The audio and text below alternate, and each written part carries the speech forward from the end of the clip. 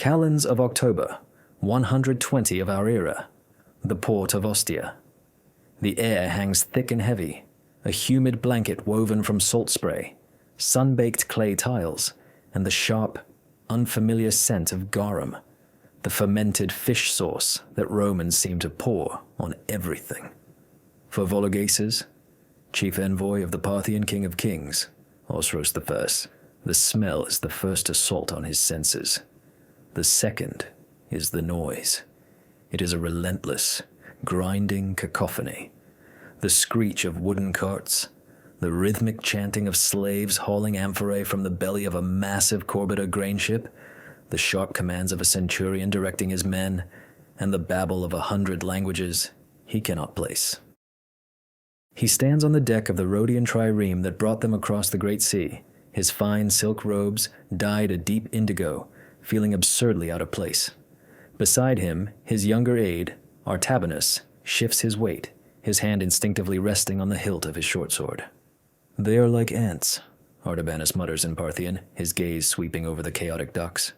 "Organized, yes, but ants nonetheless. All scurrying. No soul." Vologases does not reply. He is watching one man, a figure of stillness in the swirling chaos. The Roman stands at the foot of the gangplank, flanked by 2 towering lictors holding their fasces.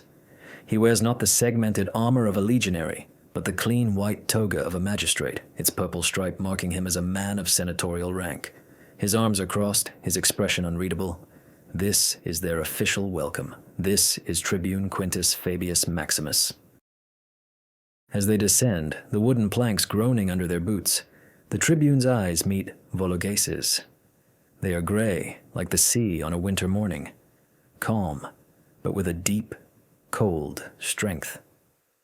"Salvete, legati," Quintus says, his voice even and devoid of any discernible emotion. His Latin is formal, precise. "On behalf of the Emperor Hadrian, Caesar Trajanus, Hadrianus Augustus, I welcome you to Italia. Your journey was acceptable."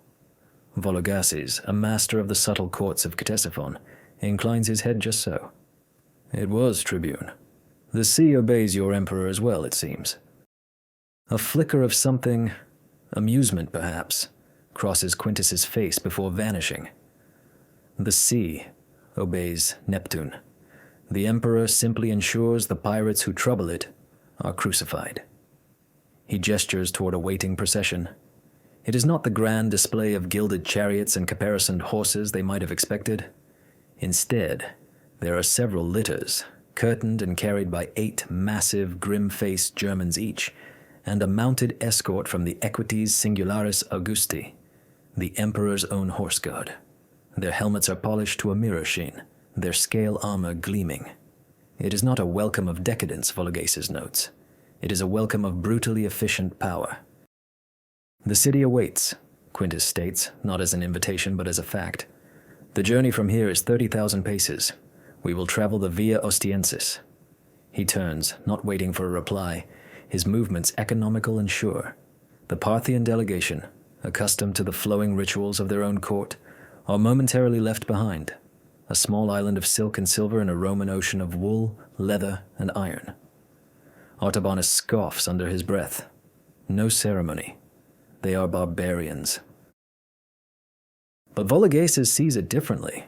He sees the massive stone breakwaters taming the harbor, the towering lighthouse, the warehouses stretching for what seems like a mile, each stamped with an official seal. This isn't barbarism. It's a system, a machine. And as he steps into the litter, the curtains closing him off from the blinding Italian sun, he feels a tremor of apprehension. They had come to gauge the strength of the new emperor, to see if the man who had so willingly abandoned Trajan's conquest in Mesopotamia was weak. But Ostia did not feel weak. It felt like the tireless, grinding heart of something impossibly vast. The world inside the litter is one of muted sounds and rhythmic swaying. The steady, powerful tramp of the 8 German bearers is a constant, percussive beat against the stone-paved road. Dust, fine as powdered ochre, seeps through the linen curtains, coating everything with a thin film and carrying the dry, earthy scent of the Italian countryside. Through the gaps, the world is a flickering procession of cypress trees, marble tombs, and the relentless blue sky. Artabanus, restless and sweating in the confined heat, pushes a curtain aside. This road, it never ends.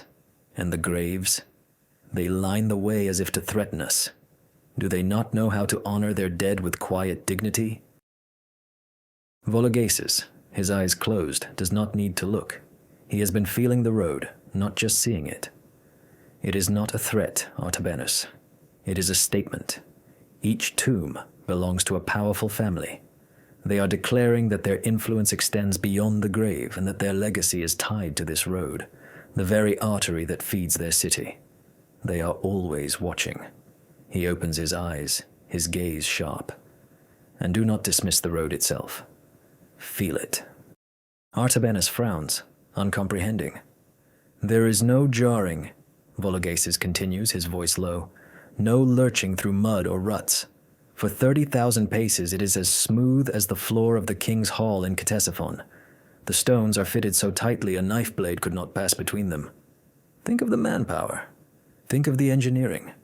They have paved a path for their legions to march at speed, for their grain to arrive without fail.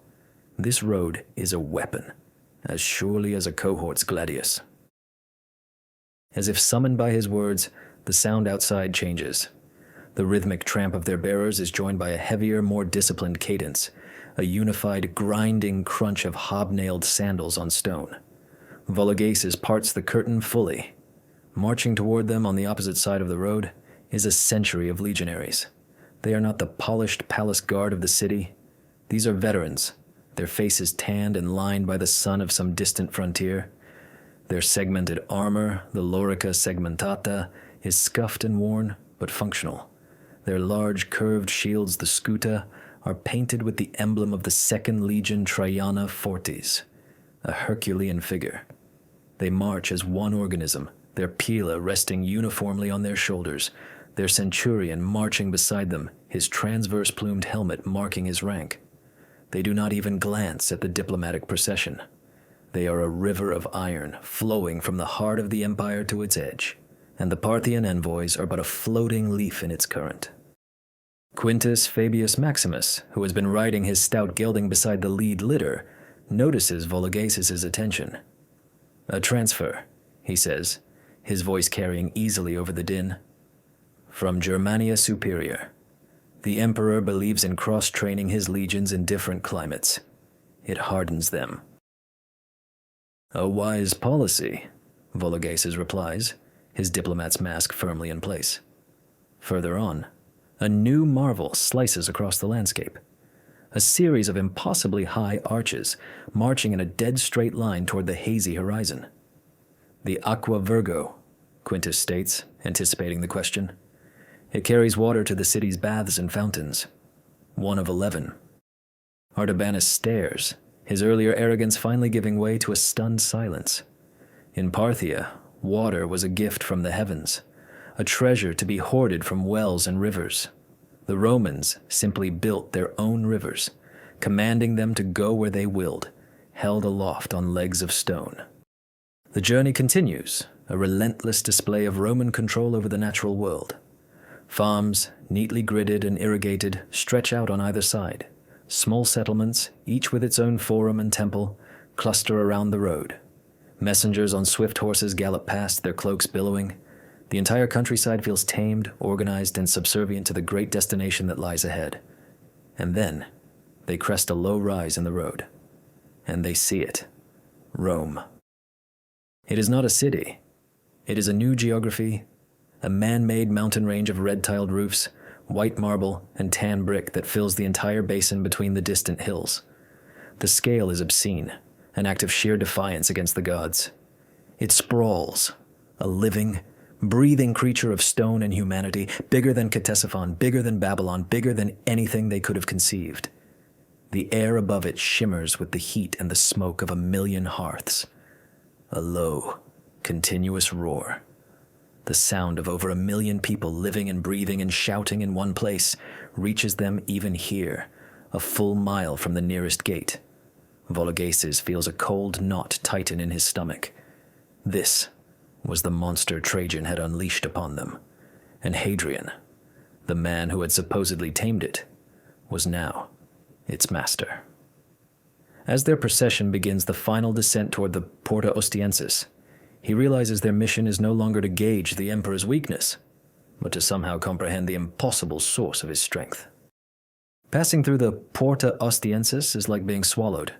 The open sky and rolling hills are gone, replaced by the sheer, overwhelming verticality of the city.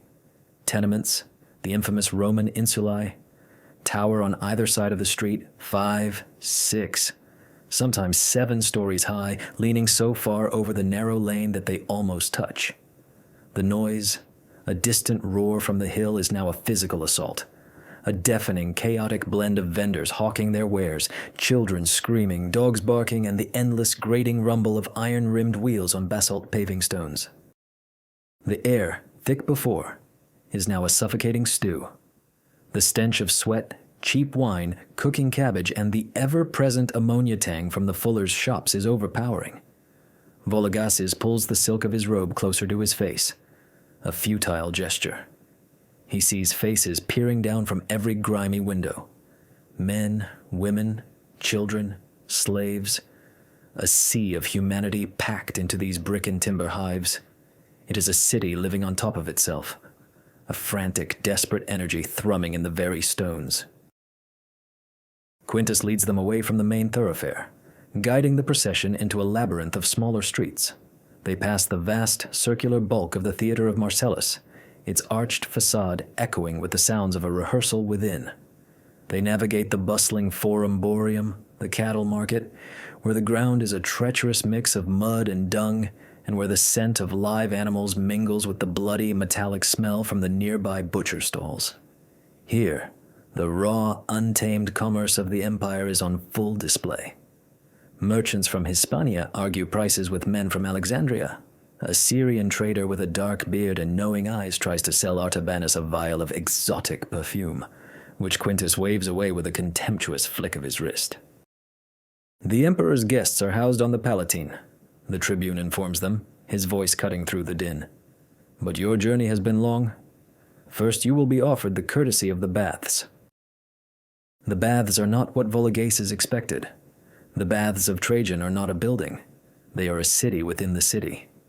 They enter a vast complex of marble and mosaic, the chaotic squalor of the streets vanishing as if by magic. The air is warm and steams with a clean scent of herbs and heated water. Romans of all shapes and sizes, from pot-bellied senators to scarred soldiers, move through the various rooms: the tepidarium, warm room; the caldarium, hot room; the echoing cavernous frigidarium, cold plunge. Slaves attend to their every need, scraping their skin with strigils, massaging their muscles with perfumed oils. It is here, stripped of their finery and rank, that the Parthians feel most vulnerable. They are pale and slight next to the sun-darkened muscular bodies of the Romans. Artabanus, ever proud, tries to maintain his composure but is visibly intimidated by the casual nudity and the easy, booming confidence of the men around them. Vologases, however, sees the strategy. This, too, is a display of power. It is a demonstration of the state's wealth, its ability to provide this incredible luxury not just for the elite, but for the people. It is a tool for hygiene, for social cohesion, and for reinforcing the Roman way of life. They are conquering grime and sickness, just as they conquer foreign lands.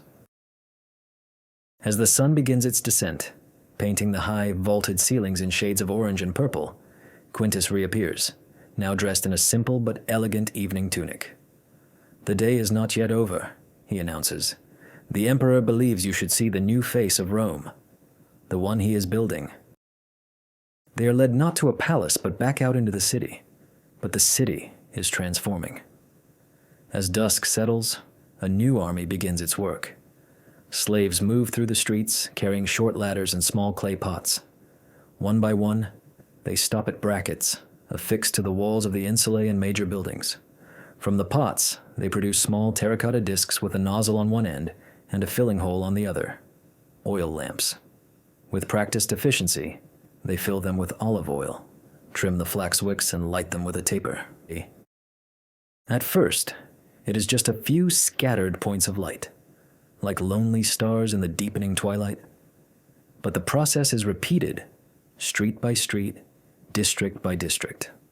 What was once a descent into the primordial fear of darkness becomes a calculated, organized retreat of the night. The narrow, menacing alleys are softened by a warm, yellow glow. The grand facades of temples and public squares are thrown into dramatic relief, their marble columns and carved friezes appearing more majestic than they did in the harsh light of day. It is a process as disciplined and relentless as the marching of a legion. Vologases watches, mesmerized, as an entire quarter of the city, one of Hadrian's new developments near the field of Mars, begins to shimmer and glow. It is an act of breathtaking arrogance. Artabanus stands beside him, his mouth slightly agape. "By Mithra's fire," he whispers. "What is this?" Quintus, standing behind them, allows a thin, cold smile to touch his lips. "This, Envoy," he says, his voice imbued with a quiet, unshakable pride, "is civilization. In Rome, the sun sets only when the emperor commands it." The scale of it is what breaks through Vologases' diplomatic composure. It is not a single torchlit street for a festival, not a few braziers to ward off the chill. It is a system. It is infrastructure. He watches as the lamplighters, an army of them, move with the steady pace of legionaries on a long march. They cover the main thoroughfares, the vici that snake through the dense residential blocks, and the open spaces of the fora. The light spills from the porticos of temples, illuminates the faces of statues, and pools on the stone steps of basilicas. How much oil does this require? Artabanus asks, his voice barely a whisper, the question more to himself than to the tribune. Quintus, however, hears him. He turns his gaze from the glowing cityscape to the Parthian. The Annona. The grain dole that feeds the city also provides for a measure of oil for every citizen. What you see is merely the surplus. Baetica, in Hispania, provides for us. As does Africa. Our ships are never empty. The statement is matter of fact, delivered without a hint of boastfulness, which makes it all the more devastating. He is not just talking about light. He's talking about a logistical chain that spans the entire Mediterranean, a conquest of distance and supply that makes this conquest of darkness possible. Every single flickering flame is a testament to 1,000 miles of Roman roads, 100 secure ports, and a navy that has swept the sea clean of all threats. Vologases looks at the faces of the people on the streets. The night has not emptied the city. It has merely changed its character. Where there would be shadows and fear in Ctesiphon, here there is life. Taverns, their doors wide open, spill pools of brighter, warmer light onto the pavements. The sounds of laughter, dice, and music mix with the general hum. Families stroll under the lamps, children chasing each other in places that would be a haven for cutthroats and thieves in any other city on earth. The vigiles, urbani, the city watch, patrol in groups of 7, their leather helmets and short swords catching the lamplight. They move with a casual authority, their presence a deterrent but not an oppressive force. They are not hunting for criminals in the dark, they are policing an illuminated public square. Quintus leads them to a higher vantage point, the roof of a newly constructed basilica in the district. From here, the effect is staggering. Rome is an ocean of light. The 7 hills are outlined by the glow, and the Tiber River is a ribbon of black cutting through a glittering carpet of gold. It is beautiful, but it is a terrifying beauty. A city's strength was once measured by the height of its walls, the number of its soldiers. Rome's strength was in this casual, almost contemptuous display of limitless resources. They were not just illuminating their city, they were branding the night sky, declaring their mastery over one of the fundamental forces of human existence. Your cities, they are dark after sunset, Quintus observes. It is not a question. We value the peace of the evening, Vologases replies, recovering his poise. The stars are our guide, and the moonlight is sufficient for the wise. Quintus gives a short, sharp nod, as if acknowledging a quaint provincial custom. We have men who study the stars, on the Janiculum Hill. But the Emperor Hadrian believes a Roman citizen should not have to fear the dark in his own capital. Fear is a tool for lesser kings, to keep their subjects huddled in their homes. Here the city belongs to the people, day and night. The light is a symbol of the emperor's vigilance. It is the light of Roman law. It reaches everywhere. Vologases sees the truth in that. The light is not just for convenience. It is for control. It extends the reach of the state, of the watch, of the authorities. It makes secrets harder to keep, conspiracies harder to plot. It is a subtle, pervasive form of surveillance, accepted and even welcomed by the populace as a gift. He imagines the report he will have to write for King Osros. How can he explain this? How can he convey the psychological impact of a power so vast it can afford to burn a river of olive oil every single night, simply to prove that it can? Trajan had sent legions across the Tigris, a straightforward act of war they understood and could counter. This was something else entirely.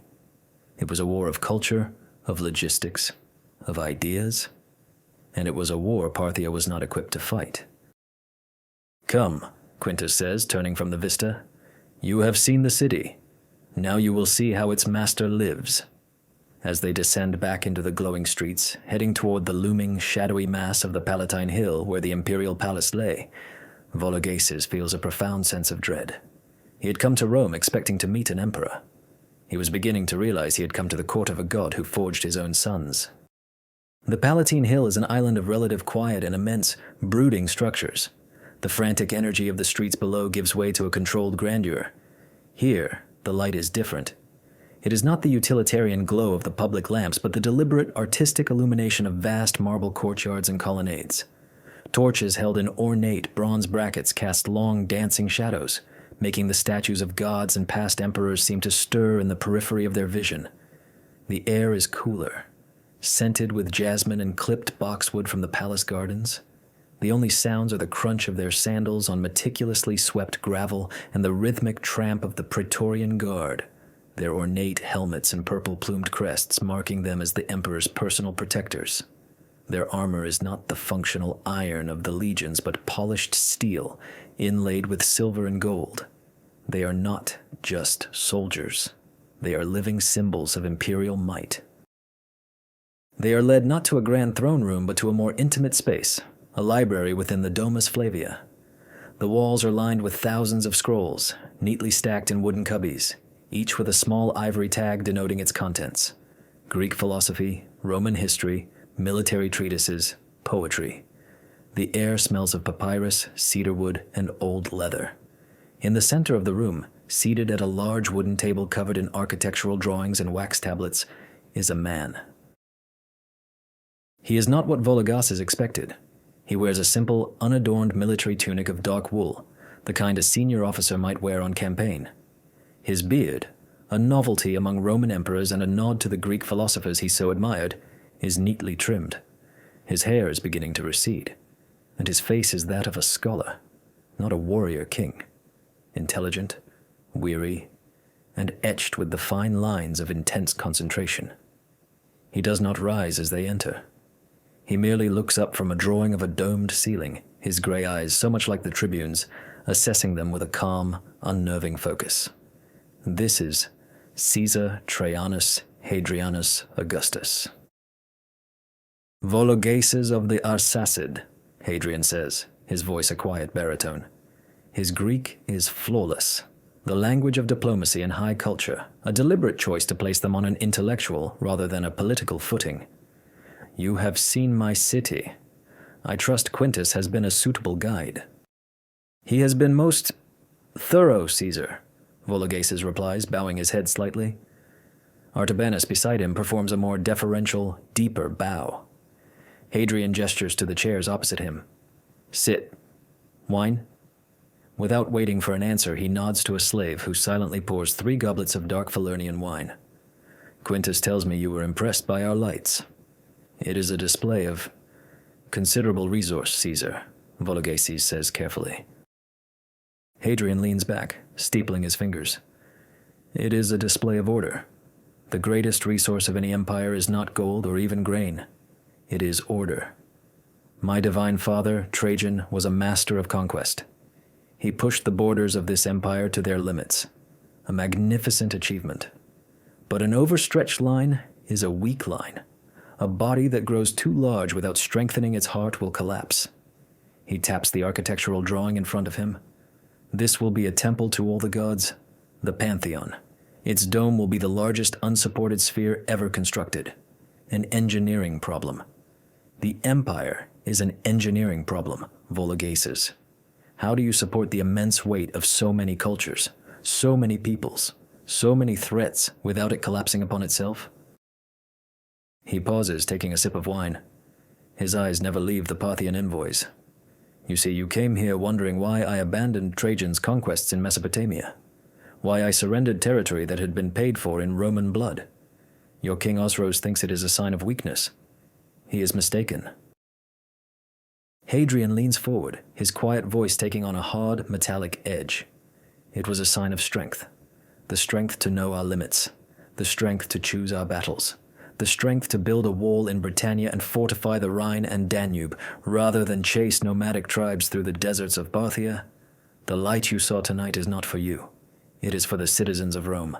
It tells them that the empire is secure, that the grain will arrive, that the legions are standing guard on a border that is stable and well defended. It tells them that their emperor is here, in the heart of the world, building temples and aqueducts, not dying of fever in a forgotten outpost 1,000 miles from home.